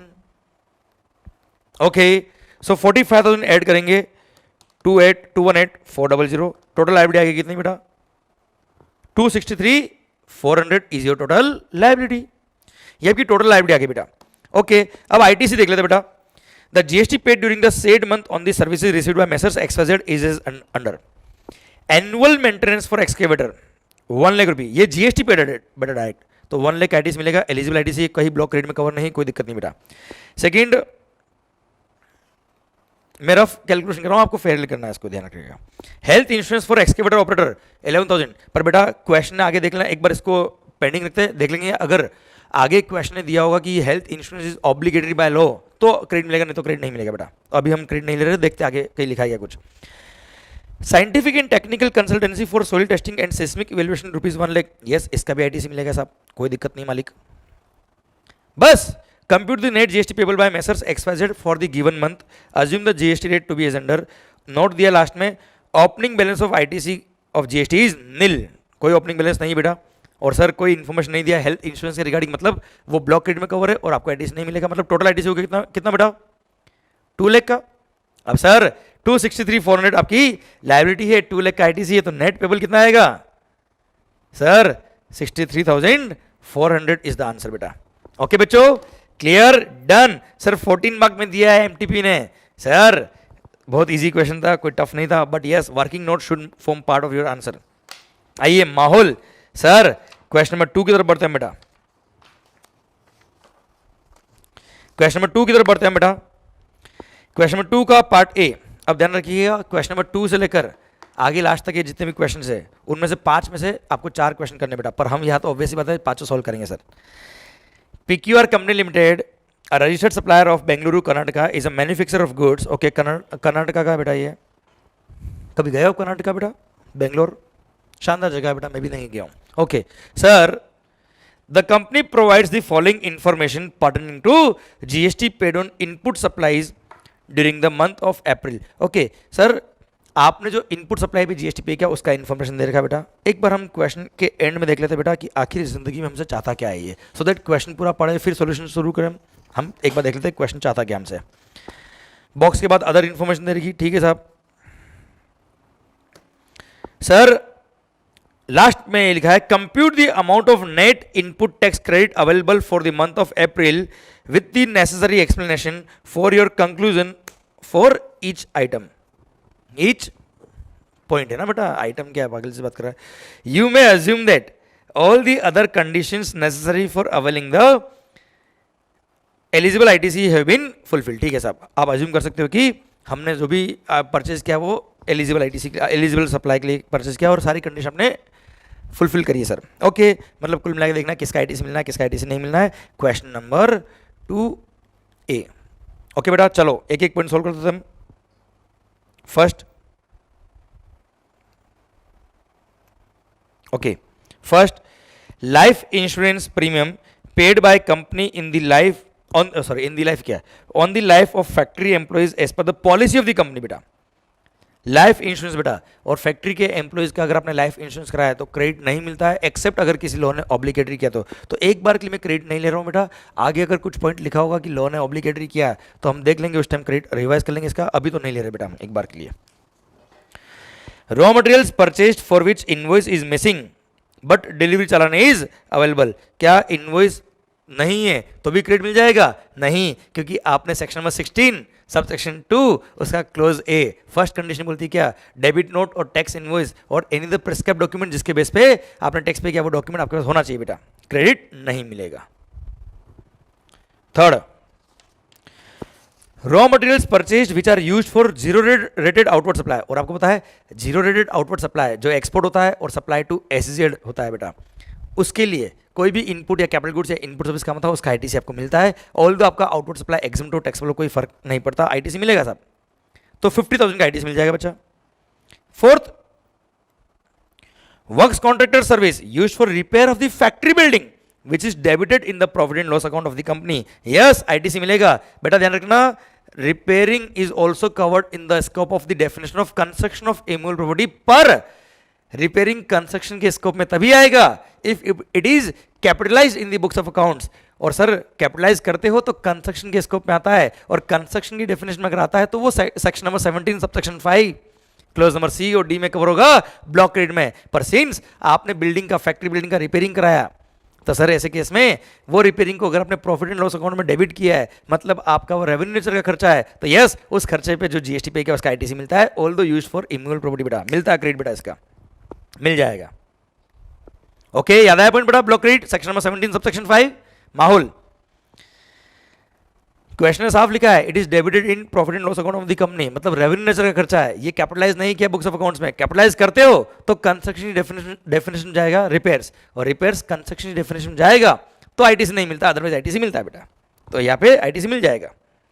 Point number 5, company purchase the capital goods for ₹4 lakhs and claimed depreciation of ₹44,800 at the rate of 10% on the full amount of ₹4,48,000 under income tax act.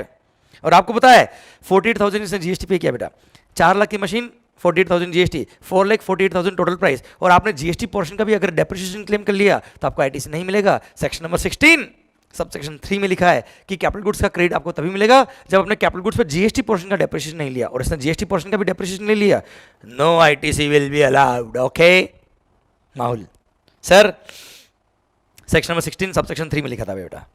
Okay बस, okay other information in the month of September of previous financial year. Okay अभी बात चल रही है कौन सा month की, April month की बात चल रही है बेटा। अभी है जहां क्वेश्चन शुरू हुआ फर्स्ट पैराग्राफ में लिखा है अप्रैल मंथ।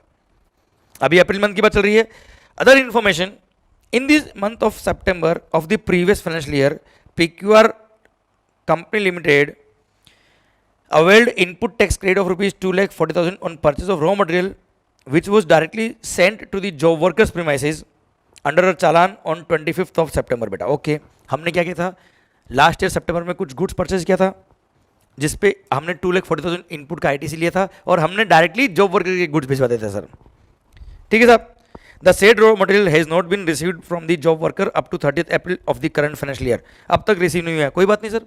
आपको पता है अगर आपने कोई भी गुड्स जॉब वर्कर के यहाँ भेजा है या डायरेक्टली जॉब वर्कर के यहाँ भिजवा दिया है तो ऐसे केस में आप ITC ले सकते हो बेटा. और अगर आपने डायरेक्टली जॉब वर्कर के गुड्स भिजवाया है तो जब उसको रिसीव हुआ उस दिन हम ITC ले लेंगे.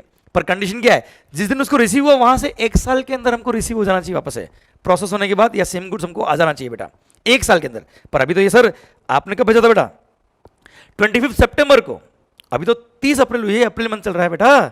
सर अभी तक 1 ईयर एक्सपायर नहीं हुआ है, कोई दिक्कत नहीं, अभी तो still there is time left, उसमें आ जाएगा, कोई दिक्कत नहीं. अगर नहीं आएगा तो जब 1 साल एक्सपायर होगा तब ITC रिवर्स करना, अभी ITC रिवर्स नहीं करना है, कोई दिक्कत नहीं है. और सर पॉइंट नंबर 2 बोलता है all the above input supplies except point number 2 above have been used in the manufacture of taxable goods. Okay, हमने टैक्सेबल गुड्स के लिए यूज किया बेटा, कोई दिक्कत ही नहीं साहब. अरे हाँ है ना, क्लियर. तो सर कोई लोड नहीं सर, पॉइंट नंबर 2 में जो लिखा है उसका हमने ITC वैसे भी नहीं लिया बेटा. क्लियर, पक्का, डन, खत्म क्वेश्चन. ये लो साहब 80,000 इज द आंसर. कई बार बेटा मैं इस तरह के 9 मार्क्स के क्वेश्चन जब देखता हूँ तो सर मेरे को तो डर लगता है कि बहुत बड़ा क्वेश्चन होगा, पर आपने जब देखा हो तो सर माहौल हो गया सर. खत्म क्वेश्चन नंबर 2 AB. आइए पॉइंट नंबर B. बहुत सारे लोग तो दुआ कर रहे हैं सर काश ये ऐसा कैसा सेम क्वेश्चन है, इस तरह के क्वेश्चन ही एग्जाम में आ जाए, माहौल हो जाए. सर जबरदस्त आएंगे, इससे भी इजी क्वेश्चन आएंगे. आपके कॉन्सेप्ट क्लियर रखो, आपको हर क्वेश्चन इजी लगेगा, मेरी गारंटी सर आपसे. आइए, a material was imported by air at a CIF price of $5,000. Freight paid was $1,500 and insurance cost was $500. The banker realized the payment from importer at the exchange rate of 71 per dollar, जिससे कोई मतलब नहीं है. CBIC की rate of exchange जो notify करी, the exchange rate 70 पर dollar दे रखा है बेटा. Find the value of material for the purpose of living customer. 5 mark का क्वेश्चन, कस्टमर का माहौल. सर क्वेश्चन नंबर 2 का B हम कर रहे हैं, जल्दी से हो जाएगा. आपको पता है बेटा CIF दे रखा है, और आपको पता है बेटा, आपको पता है क्या, बाय एयर जब भी ट्रांसपोर्ट होता है, बाय एयर जब भी ट्रांसपोर्ट होता है तो maximum freight which can be included in the value for the purpose of assessment is 20% of FOB. और सर हमको पहले FOB निकालना पड़ेगा. सिंस क्वेश्चन ने CIF दे रखा है, FOB नहीं दिया, तो पहले FOB कैलकुलेट करेंगे. कैसे करेंगे बेटा, इसमें से एक्चुअल फ्रेट जो दे रखा है $1,500 वो लेस कर देंगे, एक्चुअल इंश्योरेंस दे रखा है कितना $500 वो लेस कर देंगे, रिमेनिंग कितना बच गया $3,000 बेटा. तो $3,000 इज योर FOB. अब FOB में हम वापस से कैलकुलेट करेंगे क्या, फ्रेट, लोडिंग, अनलोडिंग एंड, चलो राइटिंग अच्छी लिख लेता हूँ बेटा मैं, freight, loading, unloading and landing charges to the place of importation. Maximum कितना हो सकता है एयर के केस में 20% ऑफ FOB. FOB है $3,000, इसका 20% होगा कितना $600. तो 600 और 1,500 which ever is lower, so $600 he include करेंगे वैल्यू ऑफ गुड्स के अंदर. एंड इंश्योरेंस अगर एक्चुअल दे रखा है तो इंश्योरेंस जो एक्चुअल दिया है वही हम लेते हैं, जो दिया है कितना बेटा $500, यस हम ले लेंगे. कितना हो गया बेटा 4,100 इज योर CIF, जिसको हम क्या बोलते हैं बेटा accessible value. So $4,100 is your answer. Find the value of material for the purpose of living customary. This is the answer. खत्म. 5 मार्क का क्वेश्चन बेटा. Working note should form part of your answer. ध्यान रखना बेटा exams के लिए. Okay अच्छा एक और बात, हाँ सर एक और बात ध्यान रखना जल्दबाजी के केस में. रेट ऑफ एक्सचेंज दे रखा है बेटा, सर एक्सचेंज रेट दे रखा है, we need to convert the currency into INR. Exchange rate CBIC वाला, और CBIC का रेट ऑफ एक्सचेंज कितना बेटा ₹70 पर डॉलर. तो sir 4,100 into 70 2,87,000 is your answer. Value in INR for the purpose of charging custom duty. Clear? Done. माहौल clear, done. आइए question number 3 की तरफ बढ़ते हैं बेटा. तो आ गए सर हमारे आंसर्स आ रहे हैं बेटा. सर आइए क्वेश्चन 3 की तरफ बढ़ते हैं बेटा। RST incorporation, a corn chips manufacturing company based in USA, intends to launch its products in India. Okay, corns खाया आपने, स्वीट कॉर्न्स वगैरह बेटा, तो उनकी चिप्स बनाई इसने बेटा। क्लियर। ये क्वेश्चन भी इतने मजेदार बनाते बेटा, क्रिस्पी, की भूख लग जाए आप लोग एग्जाम दे देते बेटा। माहौल, सर बहुत सारे लोग सोच रहे हैं सर एग्जाम दिन, एग्जाम हॉल में तो सर ना भूख की याद आती है ना प्यास की याद आती है, दिमाग खराब हो जाता है हमारा। आप सर पढ़ाने में दिमाग लगाओ, इधर उधर की बातें मत करो। ओके, तो सर पढ़ाता हूँ मैं आपके लिए क्वेश्चन नंबर 3 का point number A. Question number A, RST incorporation, a corn chips manufacturing company based in USA, intends to launch its products in India. However, the company wishes to know the taste and sensibilities of Indians before launching its products in India. Yes, very good. तो sir Indian test क्या है वो देखने के लिए इन्होंने sir approach किया। For this purpose RST incorporation has approached ABC consultants Mumbai to carry out a survey in India to enable it to make changes if any in its products to suit the Indian taste बेटा। Indian test normally spicy होता है बेटा, USA ज़्यादा spicy नहीं होता है। कारण पता है आपको बेटा? क्लियर। सर थोड़ा सोचना, बाद में समझ में आएगा। यहाँ पानी यूज़ करते हैं, वहाँ पेपर यूज़ करते हैं। ओके सर, जल्दी, ज़्यादा मत सोचना इस पर सर। ओके, सर्वे करने के लिए अपॉइंट किया आपको बेटा। The survey is to be solely based on the oral replies of surveys. They will not be provided any sample by the RST incorporation to test. कोई फिजिकल गुड्स नहीं बेटा, केवल ओरल ही सर्वे होगा सब। ABC consultants will be paid in convertible foreign exchange for the assignment. Okay, convertible foreign exchange मिलेगा अपने को। With reference to the provisions of the GST law, determine the place of supply of services. Also explain whether the said supply will amount to export of service. सबसे पहली बात, place of supply क्या होगा sir? जब supply और service और recipient service दोनों में से 1% इंडिया का 1% out of India section number 13 of IGST act refer करेंगे। और सर सिंस यहाँ पे फिजिकल गुड्स की कोई रिक्वायरमेंट नहीं है तो सेक्शन नंबर 13 सब सेक्शन 3 में कवर नहीं है। तो आप पहले देख लीजिए बेटा, सेक्शन नंबर 13 सब सेक्शन 3 से लेकर सब सेक्शन 13 में कहीं कवर तो नहीं बेटा ये। तो सर स्पेसिफिक प्रोविजन अगर दे रखा है तो उसमें कवर होगा, और स्पेसिफिक कवर नहीं है तो सब सेक्शन 2 में कवर होगा। और sir specific provision sub section 3 किसके रिगार्डिंग है? जहाँ physical presence of the goods चाहिए या फिजिकल प्रेजेंस ऑफ पर्सन चाहिए to supply the services, sub section 3 में कवर नहीं बेटा है, क्योंकि फिजिकल प्रेजेंस नहीं चाहिए, केवल सर्वे करना है ओरल बेटा इसमें। Sub section 4 relating to immovable property है, sub section 5 relating to event है, सब सेक्शन 6 जब मोर देन वन टेरिटरी में हो रहा होता है इंक्लूडिंग वन इंडिया उसके लिए बात कही है। Sub section 7 more than one state या more than one union territory में हुआ है तो उसके लिए क्या करेंगे बात कहिए। 7 सर सब सेक्शन नंबर 8 बोलता है क्या, 3 सर्विसेज केस में हमेशा सप्लायर का लोकेशन प्लेस सप्लाई होता है। एक तो हो गया क्या बैंकिंग कंपनीज वगैरह की services, 2 it's account holder. Second sir intermediate services, intermediate service ये है नहीं बेटा, कोई एजेंट नहीं बेटा, ये तो सर्वे कर रहा है केवल ये। Then hiring of motor vehicles वो इसमें कवर नहीं होता बेटा, ये means of transport. Clear. Then transport of goods clear आता है, देन ट्रांसपोर्ट ऑफ पैसेंजर का, देन ऑन बोर्ड सर्विसेज आ जाता है बेटा, देन OIDR सर्विस आ जाएगा बच्चों। अरे हाँ है ना, क्लियर। एंड सर फिर गवर्नमेंट को पावर दिया कि वो चाहे तो नोटिफाई कर सकता है कि सर यहाँ पे प्लेस सप्लाई ये रहेगा टू अवॉइड द डिस्प्यूट वगैरह, या to avoid the double taxation, या to avoid the sir non taxation, ऐसे उसमें भी कवर नहीं बिठाइए। कुल मिला के सर सेक्शन नंबर 13 के सब सेक्शन 3 से लेकर 13 में कहीं कवर नहीं है तो सब सेक्शन 2 लगेगा। 2 बोलता है रेसिपिएंट का लोकेशन। और sir RST incorporation a corn chip manufacturing company based in USA, जब आपको पता है उसका लोकेशन यूएसए है तो रेसिपिएंट का location is the place of supply बेटा। क्लियर। तो सप्लायर है मुंबई महाराष्ट्र का, consultant ABC consultant India Hindustan का, सप्लायर इंडिया का, प्लेस ऑफ सप्लाई क्या हो गया आउटसाइड इंडिया। तो पहली बात तो प्लेस ऑफ सप्लाई हो जाएगा यूएसए आउटसाइड इंडिया बेटा। Clear. Location of the recipient. Okay, अभी एक्सपोर्ट में कवर है या नहीं है सर? सप्लायर इंडिया का है, रेसिपिएंट आउट ऑफ इंडिया का है, प्लेस ऑफ सप्लाई भी आउटसाइड इंडिया है, पेमेंट कन्वर्टेबल फॉरेन एक्सचेंज में आ रहा है, और दोनों सेम पर्सन की अलग अलग ब्रांच या अलग अलग एस्टेब्लिशमेंट नहीं है। सिंस ये एक्सपोर्ट ऑफ सर्विस की सारी कंडीशन पूरी करता है इसलिए ये एक्सपोर्ट ऑफ सर्विस के स्कोप में आएगा, और यस एक्सपोर्ट ऑफ सर्विस का इसको बेनिफिट मिल जाएगा। भारत माता की जय। माहौल 5 मार्क कवर। चिकू भैया, Virat Kohli, point number B, question number B.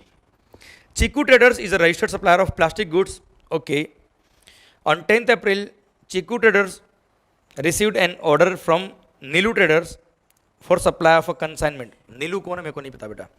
Sir Chiku Traders received an order from Nilu Traders for supply of a consignment of plastic goods. Chiku Traders gets the consignment ready by 15th of April, okay. The invoice for the consignment was issued the next day 16th of April, okay. 16th अप्रैल को इसने invoice issue कर दिया था बेटा, consignment ready किया था 15th April को. Neelu trader collect the consignment from the godown of Chiku traders on 25th April. अच्छा, रिमूवल कब हुआ बेटा? 25 अप्रैल. तो 25 अप्रैल या उससे पहले बिल इशू होना चाहिए था बेटा, और बिल इशू कर दिया कब इसने? 16th अप्रैल. कोई दिक्कत नहीं. माहौल and hands over the cheque towards payment on this same date. Cheque दे दिया सब हाथ में अपने को. The said payment is entered in the books of accounts of Chiku Traders on 26th of April and the amount is credited in their bank account on 27th April बेटा. Okay, तो sir cheque जब आया तब books of accounts में entry कर दी आपने. तो बुक्स ऑफ अकाउंट्स में एंट्री जब करी वो दिन या actual credit in your bank account whichever is earlier, मतलब 26 अप्रैल हो जाएगा date of receipt of payment. Date of issue of invoice क्या बेटा? Date of issue of invoice 16th of April, जब इसने इनवॉइस इशू किया था बेटा. हाँ है ना? Okay. Determine the time of supply of plastic goods supplied by Chiku Traders to Nilu Traders as per the provisions of the GST law. ओहो खत्म सर, केवल टाइम ऑफ सप्लाई निकलना है. गुड्स के केस में बेटा सेक्शन में 12 subsection 2 बोलता है क्या? गुड्स के केस में टाइम ऑफ सप्लाई क्या होगा? The date on which invoice is issued. और अगर इनवॉइस टाइमली इशू नहीं किया तो the date on which invoice should have been issued. Clear? तो सर इनवॉइस कंसाइनमेंट रेडी कब किया? उससे कंसर्न नहीं है. रिमूव कब किया बेटा? 25 अप्रैल को. तो 25 अप्रैल या उससे पहले बिल इशू हो गया क्या? हाँ हो गया है. 16th अप्रैल को बिल इशू हो गया है. तो सर 16th अप्रैल ही क्या हो जाएगा? Time of supply. पेमेंट कब आया उससे कंसर्न नहीं है. ऑर्डर कब आया कंसर्न नहीं है. सर कंसाइनमेंट कब रेडी किया उससे कंसर्न नहीं है. Date of issue of invoice अगर टाइमली इशू कर दिया तो date of issue of invoice ही टाइम ऑफ सप्लाई होता है. सो 16th अप्रैल ही टाइम ऑफ सप्लाई हो गया. भारत माता की जय. पॉइंट खत्म होता है. अब डन. क्वेश्चन नंबर सी. अरे मजा. माहौल ड्रीम एंड डिजायर इंडस्ट्रीज. वाह, सपने भी है और इच्छा भी है. Dream and desire industries has challenged the imposition of anti dumping duty retrospectively from the date prior to the date of imposition of anti dumping duty on the grounds that it is unconstitutional. Explain whether it would succeed in its contention. बेटा आपको पता है anti dumping duty अगर government को लगता है कि sir domestic market में जिस तरह से आप इंपोर्ट कर रहे हो वो नॉर्मल प्राइस से भी कम में इंपोर्ट कर रहे हो बेटा, डम्प्ड प्राइस में इंपोर्ट कर रहे हो, तो एंटी डंपिंग गवर्नमेंट चार्ज कर सकता है. प्लस गवर्नमेंट को पावर है कि गवर्नमेंट चाहे तो रेट्रोस्पेक्टिवली भी एंटी डंपिंग ड्यूटी चार्ज कर सकता है. But this retrospective effect can not be beyond 90 days. तो एटलीस्ट 90 डेज के लिए anti dumping duty retrospective charge हो सकती है बेटा. तो contention of the importer is wrong because it's the power of the law कि they can charge this duty retrospectively anti dumping duty बेटा. क्यों? क्योंकि सर गवर्नमेंट को अगर लगता है कि there was an history of dumping in this case जिसकी वजह से डोमेस्टिक मार्केट हैम्पर हुआ था, एंड सर आपका इंपोर्टर जिसने इंपोर्ट किया गुड्स वो अवेयर है कि डम्प प्राइस पे गुड्स आ रही है, तो ऐसे which will cause domestic industry an injury to the domestic industry, तो ऐसे केस में एंटी डंपिंग चार्ज हो सकता है. सेकंड जो इसने रीजन दिया है वो दिया है the injury is caused by massive dumping of an article imported in a relatively short time which in the light of the timing and the volume of the imported article dumped and other circumstances is likely to be seriously undermine the remedial effect of anti-dumping duty liable to be levied. तो government को ये power दिया हुआ है कि इस तरह की सिचुएशन जब आपको मिलती है तो आप एंटी डंपिंग ड्यूटी चार्ज कर सकते हो, वो भी retrospectively but not beyond 90 days बेटा. सो सर असेसिस कंटेंशन की वो anti dumping duty government charge नहीं कर सकता रेट्रोस्पेक्टिवली इज रॉन्ग. क्लियर? और government can charge it retrospectively but not beyond 90 days बेटा. डन. आइए question number 4 part A. Rajesh dynamics. माहौल सर नाम सुनते ही याद आ रहा होगा, क्वेश्चन ऑलरेडी कवर है बेटा. ये Rajesh dynamics having its head office in Chennai Tamil Nadu carries on the following activities with respective turnovers in a financial year. Okay figures वगैरह देखिए सर. आप पहले देखिए कि अपने को करना क्या आखिर. Based on the above facts first है determine the aggregate turnover of Rajesh dynamics. Second बोलता है specify all conditions that fulfil the requirement for registration under CGST act in the given circumstances. Okay ठीक है साहब, रजिस्ट्रेशन के regarding point है कुल मिला के. ओके सर एग्रीगेट टर्नओवर क्या है और कंडीशंस आपको स्पेसिफाई करनी that fulfil requirement for registration under CGST act. Okay sir aggregate turnover निकालते पहले हम बेटा आ रहे हैं हम क्वेश्चन नंबर 4 की तरफ. Point number A supply of petrol at Chennai Tamil Nadu. बेटा भाइयों आपको पता है एग्रीगेट टर्नओवर देखते वक्त रजिस्ट्रेशन एग्रीगेट टर्नओवर देखते वक्त भले ही टैक्सेबल सप्लाई हो, नॉन टैक्सेबल सप्लाई हो, एग्जिम सप्लाई हो, इंटरस्टेट सप्लाई हो, इंट्रास्टेट सप्लाई हो, कोई भी हो, सब कुछ ऐड करेंगे। पेट्रोलियम है, कुछ भी है, ऐड होगा एग्रीगेट टर्नओवर के लिए बेटा। ओके, देखिए बच्चों, तो फर्स्ट है क्या, supply of petrol at Chennai Tamil Nadu 18 lakh include करेंगे साहब। Second, value of inward supplies on which tax is payable on reverse basis, ये तो आपका इनवर्ट सप्लाई है बेटा, आपका आउटपुट सप्लाई तो है नहीं, क्लियर, ये आपका टर्नओवर नहीं है तो इंक्लूड करने की बात नहीं आएगी। Third, supply of transformer oil eight Chennai Tamil Nadu बेटा। ओके, आप भी चेन्नई में हो, चेन्नई से चेन्नई सप्लाई किया आपने बेटा, 2 लाख रुपये टर्नओवर में ऐड हो जाएगा बेटा। Third, value of branch transfer from Chennai Tamil Nadu to Bengaluru Karnataka माहौल विदाउट पेमेंट ऑफ कंसिडरेशन। और आपको पता है क्या, तमिलनाडु से अगर कर्नाटका आपने ब्रांच ट्रांसफर किया है तो सर अगर दूसरे स्टेट में आपकी ब्रांच है तो डेफिनेट सी बात है वहां आपका रजिस्ट्रेशन होना कंपलसरी है। और सर इंटरस्टेट सप्लाई हो गया बेटा ये, क्योंकि आपको पता है डिस्टिंक्ट पर्सन को अगर आप सप्लाई करते हो तो sir if it is in the course of furtherance of business, yes branch transfer है गुड्स का बेटा, it is in the course of furtherance of business, तो अगर आपने डिस्टिंक्ट पर्सन को कोई भी गुड सप्लाई किया ऑल्दो विदाउट कंसिडरेशन, फिर भी सप्लाई के स्कोप में आएगा। और सप्लाई के स्कोप में अगर आएगा तो सर ये टर्नओवर के स्कोप में आएगा और सर पूरी वैल्यू आएगी कितने की, 1,50,000। और वैसे भी इंटरस्टेट सप्लाई हो गया तो सर कंपलसरी रजिस्ट्रेशन है बेटा इस केस में। पर फिर भी हम बात करते हैं एग्रीगेट टर्नओवर निकालना अपने को तो पहले अभी। Value of taxable supply of goods at Manipur branch, ओ हो, value of taxable supply of goods at Manipur branch 11,50,000 बेटा। मणिपुर, मिजोरम, सर याद आ रहा है क्या, 4 स्टेट्स कौन कौन से, मणिपुर, मिजोरम, नागालैंड और त्रिपुरा। मणिपुर, मिजोरम, नागालैंड, त्रिपुरा, ये 4 स्टेट ऐसे हैं जहां एग्रीगेट टर्नओवर का लिमिट केवल 10 लाख ही है बेटा।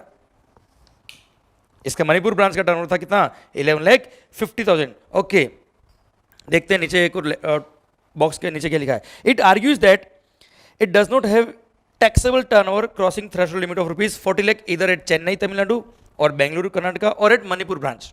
ओहो, it believes that the determination of aggregate turnover is not required for the purpose of obtaining registration but is required for determining composition levy। अरे भाई किसने कह दिया, एग्रीगेट टर्नओवर तो आपको देखना ही पड़ेगा for the purpose of obtaining registration, क्योंकि सेक्शन में 22 सबसेक्शन 1 बोलता है क्या, अगर किसी भी पर्सन का एग्रीगेट टर्नओवर 20 लाख क्रॉस होता है तो उसको रजिस्ट्रेशन कराना कंपलसरी है। पर सर ये 4 स्टेट मणिपुर, मिजोरम, नागालैंड और त्रिपुरा, ये 4 स्टेट में aggregate turnover is only 10 lakh sir.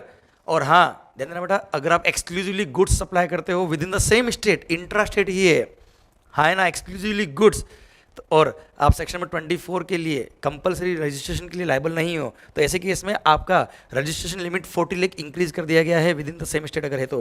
पर सर अगेन मणिपुर में अगर आपकी ब्रांच है तो सर उसके लिए 40 लाख का बेनिफिट आपको नहीं मिलता है, तो aggregate turnover limit only 10 lakh ही देखा जाएगा बेटा। तो आपकी एक भी ब्रांच मणिपुर वगैरह में नहीं होनी चाहिए बेटा, तो आपके लिए 40 लाख का कोई बेनिफिट नहीं है, सिंस आपका ब्रांच कहाँ है बेटा, मणिपुर में भी, इसलिए बेटा। ओके, तो सर पहली बात तो 40 लाख का बेनिफिट आपको नहीं मिलेगा। सेकंड बात, आपके लिए एग्रीगेट टर्नओवर जो रजिस्ट्रेशन के लिए देखेंगे वो 10 लाख देखेंगे। पर हाँ, आपको क्वेश्चन ने क्या पूछा बेटा, determine the aggregate turnover of Rajesh dynamics. तो एग्रीगेट टर्नओवर कितना बेटा, इनको ऐड कर लीजिए बेटा। तो 1150 और 150 ऐड करेंगे तो सर 13 लाख और 20 लाख, 33 लाख इसका एग्रीगेट टर्नओवर हो गया है साहब। एग्रीगेट टर्नओवर कितना है, 33 लाख। सेकंड बात, क्या ये एक्सक्लूसिवली एग्जेम्प्ट गुड्स ही सप्लाई कर रहा है, देखो पेट्रोल सप्लाई कर रहा है, फिर ट्रांसफॉर्म ऑयल सप्लाई कर रहा है। आप ट्रांसफॉर्म ऑयल तो टैक्सेबल गुड्स है बेटा, एंड सर लास्ट मणिपुर से सप्लाई कर रहा है वो भी क्या है, टैक्सेबल गुड्स है, और ब्रांच ट्रांसफर किया वो भी कहीं लिखा नहीं तो हम टैक्सेबल गुड्स मानेंगे बेटा। तो सर पहली बात तो ये, इसको एग्रीगेट टर्नओवर लिमिट जो मिलेगा वो 10 लाख ही मिलेगा। दूसरी बात ये, इसने इंटरस्टेट ब्रांच ट्रांसफर किया है, मतलब इंटरस्टेट सप्लाई कर दिया, तो 10 लाख का बेनिफिट भी नहीं मिलेगा, कंपलसरी रजिस्ट्रेशन के स्कोप में आ जाएगा ये। क्लियर, तो सर इसको क्या करना पड़ेगा, रजिस्ट्रेशन करवाना पड़ेगा बेटा, हाँ है ना। और इसको रजिस्ट्रेशन करना पड़ेगा उन सब स्टेट में जहां से ये टैक्सेबल सप्लाई कर रहा है। अब टैक्सेबल सप्लाई कहां से कर रहा है बेटा, चेन्नई तमिलनाडु में पेट्रोल बेचा इसने, फिर चेन्नई ब्रांच से इसने ट्रांसफॉर्मर ऑयल भी तो सप्लाई किया बेटा, तो टैक्सेबल गुड्स तो हो ही गया बेटा। तो इसको चेन्नई में भी रजिस्ट्रेशन कराना पड़ेगा, बेंगलुरु में भी रजिस्ट्रेशन कराना पड़ेगा, मतलब कर्नाटका में, एंड मणिपुर ब्रांच का भी रजिस्ट्रेशन इसको कराना पड़ेगा। All these 3 branches are liable to be registered बेटा। Clear, done. आइए बच्चों, बी क्वेश्चन क्या बोलता है बेटा, बी क्वेश्चन, क्वेश्चन नंबर 4 का B portion, sir B portion आइए बेटा, Y limited provides the following details for the month of September for computation of refund claim under rule number 89 sub rule number 4 of the CGST rules. Compute the eligible claim under the said rule assuming that other conditions are fulfilled. Okay, same question वैसे book में दे रखा है, पर फिर भी मानता हूँ कि आपने क्वेश्चन अभी आपको याद नहीं, हम तो नया क्वेश्चन ही कर रहे हैं fresh. Okay, opening balance of ITC. बेटा पहली बात ध्यान रखना, जब आप आईटीसी क्लेम रिफंड क्लेम की बात करते हो तो जो रिलेवेंट पीरियड, जिस पीरियड में आप रिफंड क्लेम कर रहे हो, उस पीरियड में जितना आपने आईटीसी लिया होता है हम केवल उसी को कंसिडर करते हैं. आई रिपीट, जिस पीरियड का आप रिफंड क्लेम कर रहे हो उस पीरियड में जितना आपने आईटीसी अवेल किया उसी को हम कैलकुलेशन का पार्ट बनाएंगे. जो ओपनिंग बैलेंस ऑफ आईटीसी है, I repeat, opening balance of ITC से कोई रिलेवेंस नहीं है रिफंड के केस में, इसलिए sir opening balance of ITC consider नहीं करेंगे. यह है क्वेश्चन नंबर 4 का बी पार्ट.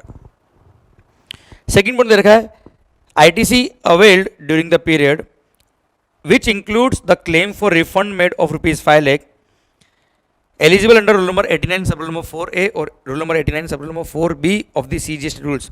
सर 25 लाख का आईटीसी था, उसमें से 5 लाख का आप रिफंड ऑलरेडी सब रूल नंबर 4A और सब रूल नंबर 4B में कर चुके हो, तो आपको पता है कि सब रूल नंबर 4A और 4B जो डीम्ड एक्सपोर्ट वगैरह के केस कवर है इसमें बेटा, या एडवांस ऑथराइजेशन वगैरह कवर है उसके अंदर, तो सर वहां अगर आप रिफंड ले चुके हो तो यहाँ पे नेट आईटीसी कैलकुलेट करते वक्त वो अमाउंट हम रिड्यूस कर देंगे. तो सर 25 लाख जो आईटीसी का अमाउंट है उसमें से लेस कर देंगे कितना, 5 लाख रुपये. ओके, तो नेट आईटीसी हो गया अभी के लिए 20 लाख. आगे देखते कुछ और लिखा है क्या. ठीक है सर, आईटीसी के बारे में इंफॉर्मेशन नहीं है, तो 20 lakh is your net ITC बेटा, जिसका प्रोपोर्शन आपको रिफंड मिलेगा. माहौल एकदम जबरदस्त. Sir zero rated supply of goods made during the period without payment of tax under bond or LUT. Zero rated supply of goods made during the period without payment of tax under bond or LUT, which includes supply of goods of rupees 1 crore for which refund is already claimed under rule number 89 sub rule number 4A और sub rule number 4B of the CGST rules. तो 6 करोड़ का total turnover बेटा आपका. Zero rated supply of goods कितना है बेटा, 6 CR. तो sir 6 crore का आपका टर्नओवर है जीरो रेटेड सप्लाई का, हाँ है ना, विदाउट पेमेंट ऑफ टैक्स. पर इसमें से 1 करोड़ वो वाला टर्नओवर है जिसमें आप सब रूल नंबर 4A और 4B का रिफंड क्लेम कर चुके हो, तो इसको क्या करेंगे, जीरो रेटेड सप्लाई से रिड्यूस कर देंगे बेटा, क्योंकि वो जब टर्नओवर का रिफंड ले चुके हो तो हम यहाँ अकाउंट वापस नहीं करेंगे. तो 5 CR क्या हो गया बेटा, zero rated supply of goods का टर्नओवर हो गया बेटा आपका. ओके, देन दे रखा है क्या, supply of goods other than zero rated supply of goods, तो 3 करोड़ अदर टर्नओवर बेटा आपका खत्म. तो सर क्या होगा सर, रिफंड लेना है आपको, प्रोपोर्शनल रिफंड मिलेगा, तो जीरो रेटेड सप्लाई का टर्नओवर कितना है बेटा, 5 CR divide by total turnover. और ध्यान है आपको बेटा, टोटल टर्नओवर में भी ये टर्नओवर कौन सा, जिसका आप सब रूल नंबर 4A और 4B में रिफंड क्लेम कर चुके हो, वो टर्नओवर आपके टोटल टर्नओवर में भी इंक्लूड नहीं होता है. इसलिए सर जो एडजस्टेड टोटल टर्नओवर है वो आएगा कितना, डायरेक्टली ये 5 CR प्लस 3 CR ऐड कर दो, कितना हो गया 8 CR multiply by net ITC. Net ITC कितना बेटा, 20 लाख रुपये बेटा. तो sir 20 lakh multiply by 5 divide by 8, तो सर आ गया आंसर कितना, 12,50,000 is the amount which is refundable under rule number 89 सब rule number 4. Clear, done. Sir Bharat Mata की जय. सर बच्चे कई बार रिफंड के केस में कॉन्फिडेंस लूज करते हैं, जबकि बहुत इजी होता है बेटा कैलकुलेशन. माहौल डन. आइए क्वेश्चन नंबर 4 का सी देखते हैं हम बेटा. Messrs pure energy limited is registered in is engaged in oil exploration and has imported software containing seismic data.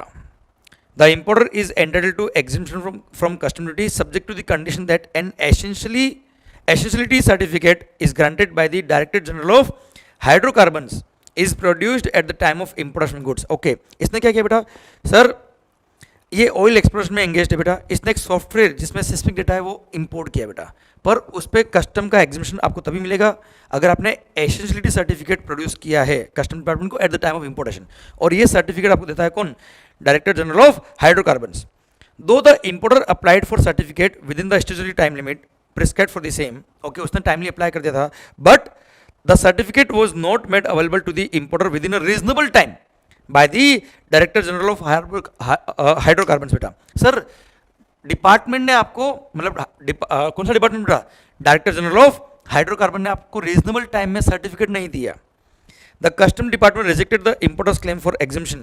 Examine briefly whether department's contention is sustainable in the law or not. तो sir बताता हूँ बेटा, मैं एक judgement आया बेटा supreme court का, टूलो India operations limited.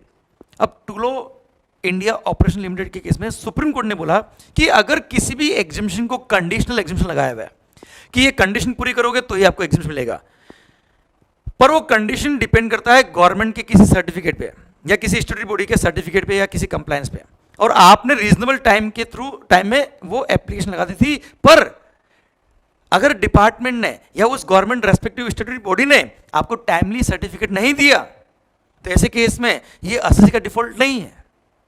इसलिए सर जजमेंट दिया सुप्रीम कोर्ट ने कि ऐसे केस में assessee should not be denied of the benefit of exemption, मतलब एसएससी को एग्जामिशन बेनिफिट देना चाहिए, क्योंकि यहाँ पे एसएससी की कोई गलती नहीं है। सर डिपार्टमेंट कौन सा, डायरेक्टर जनरल ऑफ हाइड्रोकार्बन, उसने लेट किया सर्टिफिकेट देने में, इसमें एसएससी की कोई गलती नहीं है, उसने रीजनेबल टाइम में अप्लाई कर दिया था बेटा। अब सर उस डिपार्टमेंट ने उसको सर्टिफिकेट नहीं दिया, इसमें एसएससी की क्या गलती, इसलिए उसको एग्जामिशन मिल जाएगा। एंड यस, भले उसने ये कंडीशन पूरी नहीं करी कि eight the time of import certificate produce करना है, फिर भी उसको ये बेनिफिट मिल जाएगा और एग्जामिशन मिलेगा बेटा। क्लियर, डन, ये आपका क्वेश्चन खत्म होता है। अब आइए सरकार क्वेश्चन नंबर 5। सर ध्यान रखिए बेटा, अगर ध्यान रखिए बेटा, कस्टम्स लॉ के अंदर जो केस लॉज दे रखे हैं आपके बुक के अंदर, अगर उसके केस लॉ के नाम आपको याद नहीं है तो कोई चिंता वाली बात नहीं, मैक्सिमम 1 मार्क करता है बेटा। क्लियर, और जीएसटी के केस लॉ जब तक आपके कोर्स के लिए एप्लीकेबल नहीं है क्योंकि वो लॉ सेटल नहीं हुआ अब तक बेटा, there can be challenged supreme court also बेटा, इसलिए जीएसटी के केस लॉ भी एग्जाम्स के लिए रिलेवेंट है नहीं। कस्टम के जो केस लॉज है वो रिलेवेंट है, पर मैक्सिमम 1 मार्क कटेगा आपका अगर केस लॉ का नाम आपको याद नहीं, वो भी अगर क्वेश्चन ने पूछा है केस लॉ का नाम तो, इसलिए आपको केस लॉ का हेडेक लेने की जरूरत नहीं इनडायरेक्ट टैक्स लॉ के अंदर बेटा। ओके, आइए सर क्वेश्चन नंबर 5 की तरफ बढ़ते हैं बेटा। क्वेश्चन नंबर 5 का A, mister Anant Kumar Gupta self assessed his tax liability for rupees 90,000 for the month of April but failed to make the payment. उसने सेल्फ असेस किया टैक्स लायबिलिटी 90,000 रुपये का, बट वो पे करने में फेल हो गया बेटा। Subsequently the department initiated penal proceedings against mister Anant Kumar Gupta for recovery of penalty under section number 73। Okay, penal proceeding शुरू कर दी डिपार्टमेंट ने for recovery of penalty under section number 73 for failure to pay the GST and issued the show cause notice on 10th of August, okay, which was received by Mr. Anant Kumar Gupta on 14th of August। Okay, 14th August को उसको show cause notice receive हो गया। Mr Anant Kumar Gupta deposited the tax along with interest on 25th of August, within 30 days उसने जमा करा दिया tax का amount along with interest and inform the department on the same date. Okay, the department is contending that he is liable to pay a penalty of rupees 45,000 which is 50% of tax amount, 90,000 का 50% 45,000 बेटा। Examine the correctness of the stand taken by the department with reference to the provisions of the GST law बेटा। माहौल सरकार section number 73 बोलता है क्या, penalty कितना charge होता है बेटा, sir 10% of the tax involved or rupees 10,000 whichever is higher, the maximum amount of penalty can be 10% of tax involved or rupees 10,000 whichever is higher। तो 10% of टैक्स का amount था 90,000, उसका 10% कितना होता है 9,000 और 10,000 whichever is higher, तो 10,000 can be the maximum penalty. पर अगर शोकोज नोटिस सर्व होने से पहले या शोकोज नोटिस सर्व होने के 30 days के अंदर आप पूरा टैक्स पे कर देते हो with interest, then no penalty will be charged, it will be waived. पर उसका एक एक्सेप्शन है बेटा, और एक्सेप्शन दिया है सेक्शन नंबर 73 सबसेक्शन 11 ने, और वो बोलता है क्या, अगर आपने सेल्फ असेसमेंट करके टैक्स कलेक्ट कर लिया कस्टमर से और वो डिपॉजिट नहीं कराया आपने within 30 days after the due date of making payment of tax, और अप्रैल मंथ का लायबिलिटी था बेटा, ये अप्रैल मंथ का लायबिलिटी आपको पे करना था कब तक बेटा, सर 20 मई तक, और 20 मई के बाद सर 30 दिन का वक्त दिया था बेटा आपको, पर आपने पे नहीं किया बेटा। सर 25 अगस्त को आपने पे किया बेटा, तो ऐसे केस में अगर आपने सेल्फ असेस करके टैक्स कलेक्ट कर लिया कस्टमर से और 30 days एक्सपायर हो गए बिफोर आफ्टर ड्यू डेट से 30 दिन निकल गए, तो उसके बाद अगर भले ही शोकोस नोटिस सर्व हो गया और उसके 30 दिन के अंदर आपने पे कर दिया, या फिर मैं कह रहा हूँ शोकोस से पहले ही आपने पे कर दिया पूरा टैक्स विद इंटरेस्ट, तो भी पेनल्टी पे करना पड़ेगा और आपको पेनल्टी से वेवर नहीं मिलेगा बेटा। तो सर आरसीसी जो बोल रहा है कि पेनल्टी नहीं लगेगा, पहली बात तो पेनल्टी लगेगा। सेकंड थिंग, यहाँ डिपार्टमेंट भी गलत है, पेनल्टी लगेगा बट सेक्शन नंबर 73 में maximum penalty can be 10% of tax involve, जो ₹9,000 और ₹10,000 विच इज हायर, तो maximum penalty can be 10,000 not the 50,000 बेटा। हाँ है ना, तो डिपार्टमेंट का कंडीशन पेनल्टी लेने का सही है पर अमाउंट ऑफ पेनल्टी गलत है, maximum 10,000 penalty can be collected by the department बेटा। आइए सेकंड क्वेश्चन, क्वेश्चन नंबर 5 का बी पॉइंट माहौल। सर सेम क्वेश्चन बेटा, इस पॉइंट के कई बार क्वेश्चन एग्जाम में आ गए सर, ये आरटीपी में दे रखा है, सेम यहाँ पे भी दे रखा है, जो ए पॉइंट था बेटा वो। आइए B question, Mr. A had filed an appeal before the appellate tribunal against the order of appellate authority. Okay, appellate authority के against appellate tribunal चला गया बेटा। Where the issue involved relates to place of supply। But आपको पता है अगर place of supply से related matter अगर होता है तो अपीलेट अथॉरिटी के अगेंस्ट अगर आपको अपील करनी है तो सर आप अपीलेट ट्रिब्यूनल जाएंगे, बट नेशनल बेंच या रीजनल बेंच के पास जाएंगे, स्टेट बेंच या एरिया बेंच नहीं जाएंगे। कहाँ जाएंगे बेटा? सर नेशनल बेंच या रीजनल बेंच। ओके, तो वहां आप गए होंगे सब। The order of appellate tribunal is also in the favour of department. ओ हो एसएससी को दुख हो रहा है बेटा। Mister A now wants to file an appeal against the decision of the appellate authority as he feels that the stand taken by him is correct. Assessee को लगता है मैं सही हूं, मेरे साथ बड़ी नाइंसाफी हुई है, वो इसके अगेंस्ट अपील फाइल करना चाहता है। You are required to advise him suitably with regard to filing of an appeal before the appellate forum higher than the appellate tribunal. तो सरकार आपको बताया क्या सर, प्लेस ऑफ सप्लाई का इशू था तो नेशनल बेंच या रीजनल बेंच के पास आप गए होंगे, और नेशनल बेंच या रीजनल बेंच के अगेंस्ट अगर आपको जाना है तो you will not move to high court, you will directly move to supreme court. आपकी अपील डायरेक्ट कहाँ जाएगी बेटा? सुप्रीम कोर्ट जाएगी, हाई कोर्ट नहीं जाएगी। Clear? You can not go to high court against the order passed by national bench of, sir national bench of appellate tribunal बेटा। हाँ है ना बेटा? तो सर कहाँ जाएंगे हम? हाई कोर्ट नहीं, सुप्रीम कोर्ट जाएंगे बेटा। भारत माता की जय। आइए सरकार question number C, question number C देखिए क्या लिखा है बेटा। Acme Sales imports were being provisionally assessed pending a verification that department was carrying out। Okay okay okay, Acme Sales ने क्या किया? कुछ गुड्स इंपोर्ट किया जिसका प्रोविजनल असेसमेंट हुआ, डिपार्टमेंट की तरफ से वेरिफिकेशन कुछ पेंडिंग था बेटा, इसलिए उन्होंने प्रोविजनल असेसमेंट कर दिया साहब। Upon completion of the verification the assessment was finalised. Okay, verification हो गया, असेसमेंट फाइनलाइज हो गया बेटा। And Acme sales was asked to pay ₹12 lakh which it paid. Okay, difference amount of tax 12 lakh rupee इसने pay कर दिया बेटा। प्रोविजनल असेसमेंट हुआ, ड्यूटी एक बार पे किया होगा प्रोविजनली, फिर फाइनल असेसमेंट हो गया वेरिफिकेशन होने के बाद, और फाइनली ड्यूटी का अमाउंट निकला कितना? Difference amount of tax 12 lakh जो इसने पे कर दिया बेटा। After 6 months, okay, upon detailed scrutiny of the verification report and taking legal opinion on it, Acme Sales filed a claim for refund of ₹8 lakhs on the ground that the differential amount should be ₹4 lakh only। अच्छा sir 6 महीने बाद इसको समझ में आया कि मेरे को डिफरेंस अमाउंट ऑफ टैक्स केवल 4 लाख देना था, 12 लाख नहीं। तो इसने क्या किया? 8 लाख के लिए डायरेक्ट रिफंड क्लेम कर लिया। ओके, वाह sir. And there were factual errors in the verification report, ये बोलता है बेटा। Okay, is this the correct mode of redressal for the Acme Sales? What will be the likely outcome of the claim?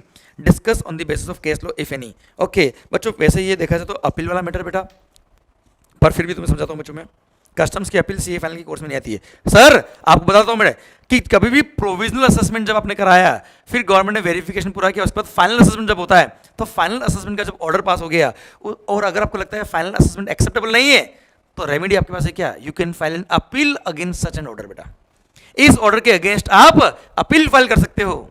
और आपको पता है customs का appeal वाला सिस्टम आपके सिलेबस में नहीं आता है, पर आपको बताता हूँ नॉलेज के लिए, क्योंकि एक क्वेश्चन आईसीए ने आप पूछ लिया है। वैसे आपको नहीं पूछना चाहिए एग्जाम्स के लिए बेटा, एमटीपी में गलती से पूछ लिया होगा इन्होंने। सर अपील जो फाइल करनी होती है विदिन 60 डेज फाइल करनी पड़ती है बेटा। जिस दिन उस ऑर्डर जो एडजुडिकेटिंग अथॉरिटी था उसने जब ऑर्डर पास किया, ऑर्डर सर्व किया, उसके 60 डेज के अंदर आपको अपीलेट अथॉरिटी को अपील फाइल करनी थी बेटा।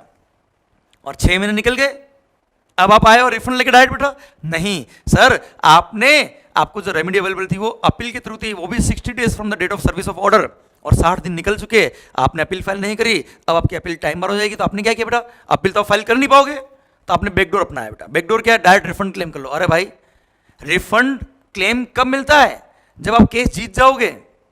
अपील होती तो केस होता, अपील में आप जीतते तो रिफंड की बात आती, फिर आप रिफंड के लिए अप्लाई करते, फिर रिफंड मिलता। So there is no backdoor entry. तो ऐसे केस में अब आपको कोई रिफंड का रेमेडी अवेलेबल नहीं है, और ऐसे केस में आपको कोई रिफंड नहीं मिलेगा बेटा। क्लियर, समझे मेरी बात। सर, सुप्रीम कोर्ट का जजमेंट था in case of Priya blue industries limited 2004 में बेटा।